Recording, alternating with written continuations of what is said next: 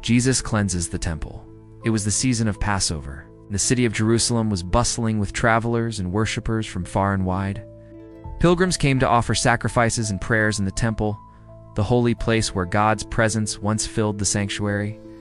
Jesus, the Son of God, also came to Jerusalem. As he entered the courts of the temple, his eyes scanned the scene before him, but what he saw pierced his heart. The outer courts, meant for prayer and worship, had been turned into a marketplace. Merchants were shouting, animals bleated in pens, and the clink of coins filled the air. Tables were piled with money, and men exchanged currencies and sold animals for sacrifice, charging unfair prices to the poor and foreign worshippers.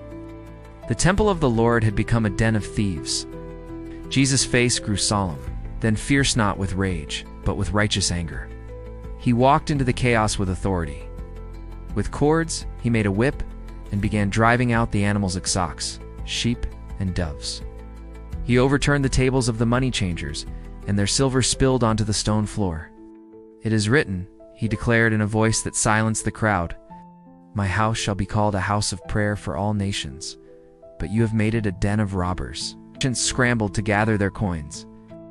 Doves flew from broken cages. The people watched in awe. Some were angry, but others were struck with conviction, for they knew that the temple had lost its holiness. Children began to sing praises in the temple courts, and the blind and the lame came to him, and Jesus healed them. The religious leaders, watching from the shadows, grew indignant. "Do you hear what these children are saying?" they asked him. "Yes," Jesus replied. "Have you never read, 'Out of the mouths of babies and infants, you have prepared praise'?" And with that, he left the temple, having restored its sacredness, even if only for a moment. Jesus' cleansing of the temple was not just about driving out merchants.